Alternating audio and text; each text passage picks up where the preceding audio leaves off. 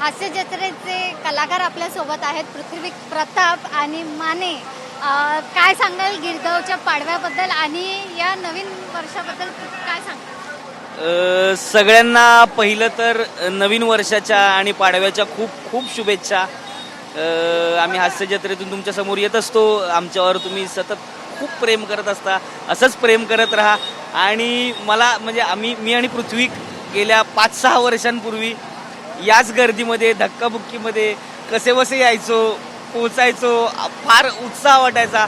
पण आज या गाडीतनं फिरतोय, चॅनेलसोबत आहोत आणि एक वेगळा मान आहे, त्याचं फार भारी वाटतंय. तर माझ्याकडून खूप खूप खूप शुभेच्छा सगळ्यांना. तुम्ही वेगवेगळ्या भूमिका साकारता, प्रेक्षकांना हसवता, वेगवेगळे रंग घेऊन कदाचित तुम्हाला या चेहऱ्यावर खूप कमी ओळखतात. तर पण इथले हे रंग बघून तुम्हाला काय वाटतंय? विविध रंग, वेगवेगळे प्रतिकृती तुम्हाला काय सांगून जातात? शोभायात्रा खरं तर दरवर्षीच खूप जास्त महत्त्वाची असते आणि आम्ही येतच असतो. पण त्यातही गिरगावची शोभायात्रा जास्त आवडीची आहे, जास्त आवडीची आहे. कारण कॉलेज दादरला असल्यामुळे, कीर्ती कॉलेजचे विद्यार्थी असल्यामुळे गिरगावात येणं व्हायचंच. आणि शोभायात्रा यायचो तेव्हा प्रत्येक वेळेस आपण वेगवेगळ्या कलाकृती पाहायचो, चलचित्र पाहायचो. शोभायात्रावरची वेगवेगळे काही रथ सजले असायचे, काही थीम्स असायच्या.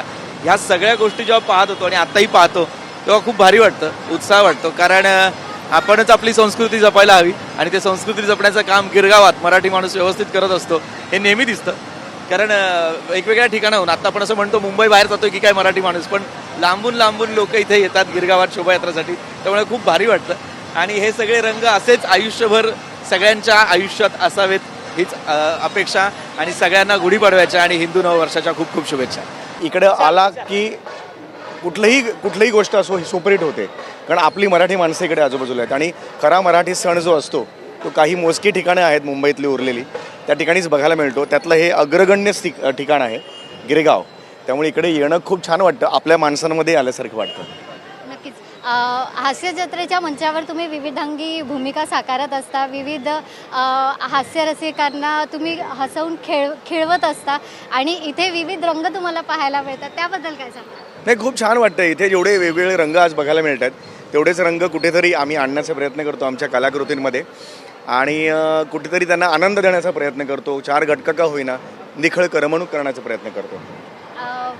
वनिता खरात आहेत आपल्यासोबत, ज्या आपल्याला नेहमी महिलांसाठी प्रेरणादायी तर आहेतच, पण नेहमी आपल्याला हसवून खेळवून ठेवतात. त्यांचा संकल्प काय आहे या नवीन वर्षाबद्दल? नवीन वर्षांबद्दल बरेच संकल्प आहेत खरं तर. मला असं वाटतं की सगळ्यांबरोबर छान नवीन वर्ष आहे, उत्साहाने, प्रेमाने, नवीन ऊर्जेने आम्ही काम करू आणि प्रेक्षकांना हसवण्याचा प्रयत्न करू विविध भूमिकांमध्ये. आपल्यासोबत अरुण कदम आहेत. ते त्यांच्या एका विशिष्ट शैलीमुळे नेहमीच चर्चेत असतात आणि प्रसिद्धही आहेत. आणि आपण त्यांच्याकडनं जाणून घेऊया की त्यांचा गुढीपाडव्याचा संकल्प आणि गिरगावच्या गुढीपाडव्याबद्दल म्हणजे त्यांना वाटणारी काय वाटतं गिरगावच्या गुढीपाडवा, गिरगावचाच गुढीपाडवा का? नमस्कार तुमच्या सगळ्यांचा. का दादू अरुण कदम, तुम्हाला सगळ्यांना गुढीपाडव्याच्या जाम भारी शुभेच्छा. तर संकल्प म्हणजे असं काय विशेष काही नाही, कायम लोकांना हसवणं, लोकांना आनंद देणं, लोकांना आपल्यापेक्षा जितकी सेवा करता येईल तेवढीच करायची, चांगलं राहायचं, कमिटमेंट राहायचं आणि आपल्याकडनं काही चूक होणार नाही याची काळजी घ्यायची. हाच कायमचा संकल्प आपण घेऊन इथे सुरू झालेला आहे.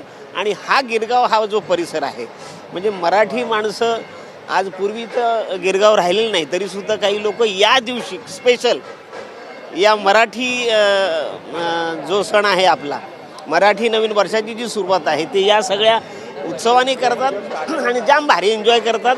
आम्ही गेल्याही वर्षी होतो, याही वर्षी होतो. लोक इतके आम्हाला भेटतात, इतके फोटो काढतात की आम्ही त्यांना आनंदाने फोटो करतो. सगळ्यांना पुन्हा एकदा नवीन वर्षाच्या जाम भारी शुभेच्छा.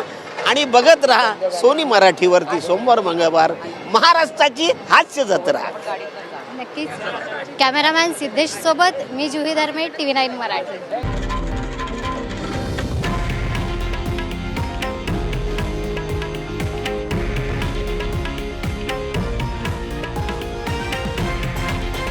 हे आहे देशातील नंबर 1 न्यूज नेटवर्क आणि आपण पाहत आहात TV9 मराठी, एकमेव.